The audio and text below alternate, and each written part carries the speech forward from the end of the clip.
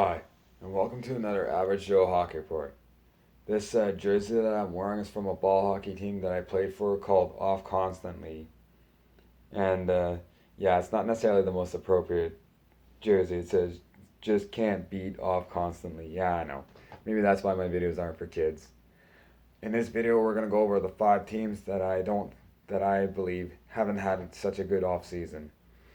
Um, I came First of all, talk about how I came close to putting the Vancouver Canucks on there, and I do think that in the long term, the trade with Arizona is gonna hurt because Oliver Ekman Larsen's sorry, got an itch. Oliver Ekman Larsen's statistics are declining, and giving up the ninth overall pick probably not the most ideal situation with how they finished last season. But I think Ekman Larsen can rekindle that magic that he had uh, in in Arizona in his younger career or whatever. And I think Connor Garland could thrive in Vancouver. And then they made some interesting additions to their defense, which includes Luke Shen, Brad Hunt, and Tucker Poolman. So that's why I did not put Vancouver in there. So let's go with our top five. At number five, St. Louis Blues.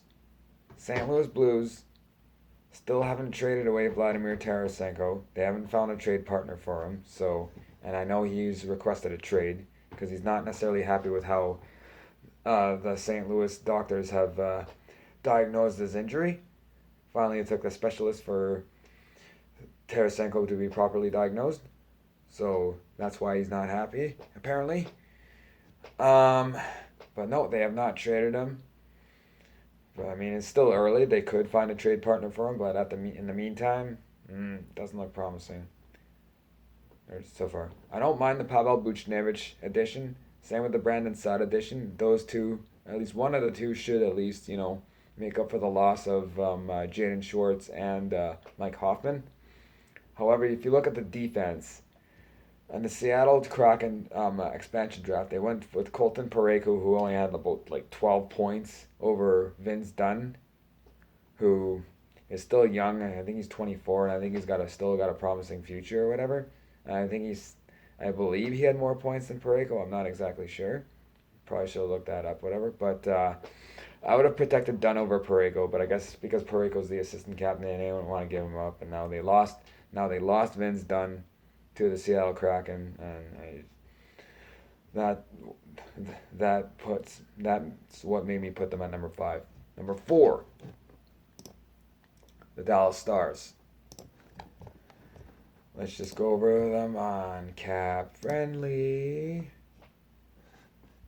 Now, the Dallas Stars, I put them on the list because of there's two reasons why.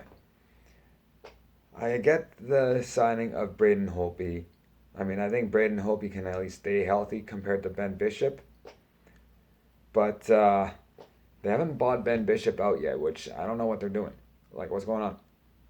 Solve your goaltending as to who's the starter, who's the backup, or whatever. I don't necessarily mind the addition of Holtby because give Jake Ottinger more time to develop. He's still pretty young. However, do something with Ben Bishop. Buy him out, trade him away. I don't know. Do something. But I think the biggest flaw with Dallas in the offseason was losing Jamie Oleksiak in the Seattle Kraken expansion draft. And then you go on and sign Ryan Suter for 4 years. Wouldn't mind it maybe 2 years, but 4. Yeah, so that's why I have Dallas at number 4. At number 3, Minnesota Wild. Now the Minnesota Wild, were sort of lucky in the Seattle Kraken expansion draft to not lose Kaapo Kakkonen. And they did well in the NHL entry draft. They made that trade with the Edmonton Oilers, and then they drafted Jesper Wallstedt, and then with the 26th pick they got Carson Lambos. So they made good picks for their future, but when it comes to their short term coming into the next season, oh boy. Lost Brad Hunt, which I don't know, was Brad Hunt that bad? I don't know. I haven't researched Brad Hunt too much. But anyways, so then they had three defensemen that I question quite a bit. I don't know about the, I don't know if I like the signings. They had Alex Goligoski, Dmitry Kulikov, and John Merrill. That's why I have them as number three. I don't like those moves for Minnesota. At number two, Carolina Hurricanes. Now, don't get me wrong; it's not all bad for Carolina. They made additions to. They added Ian Cole and Ethan Bear. I like the. I think those additions will help out well. And I like the addition of Antti Ranta as the backup goalie. But Frederik Anderson over Alex Nedeljkovic I think is a downgrade. And Anthony DeAngelo replacing Dougie Hamilton is a downgrade as well. Especially if DeAngelo cannot just especially if DeAngelo just loses focus and causes the same problems that he did in New York with the New York Rangers. That's why he's only on a 1 year, $1 million deal. So yeah, that's why I have the Carolina Hurricanes as number two. And my number one is, well, it's easy to say this, the Edmonton Oilers. The worst offseason in the NHL, I must say. I mean, I don't necessarily mind the Zach Hyman addition. And they re-signed Ryan Nugent-Hopkins, so that was good. But after those, and then the Warren Fogle edition, maybe that could go well. But after that, it just took a bunch of L's. Like bringing back Mike Smith, no, I don't like that move. And then they lost in the entry draft. They could have they traded and got the 22nd pick and then couldn't draft a goalie. Both Stefan Costa and Jesper Wallstedt got selected.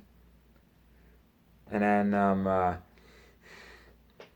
they lose Adam Larson in the Seattle Kraken expansion draft. Don't necessarily mind the fact that they didn't bring back Dmitry Kulikov, although maybe they would have been. They might have been better off doing that. Instead, they bring in Duncan Keith, which, while he could mentor the young kids on Edmonton, comes at a pretty hefty price. But I think the cherry on the cake.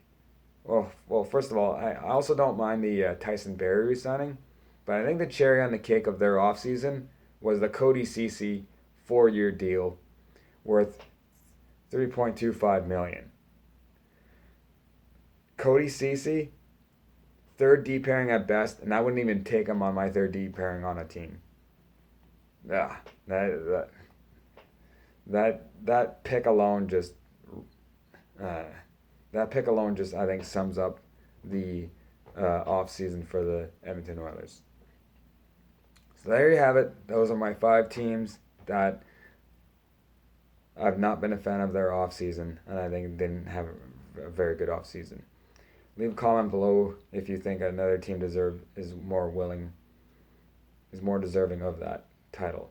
And remember, this video is mostly based on opinion and may not have an impact on how these teams have. It may not impact the teams come next season. So remember, if I'm wrong, don't belittle me, educate me. Take care, everyone, and follow my Instagram account, Average Joe Hockey Report, and my YouTube channel, Marty Tommy, in parentheses, Average Joe Hockey Report.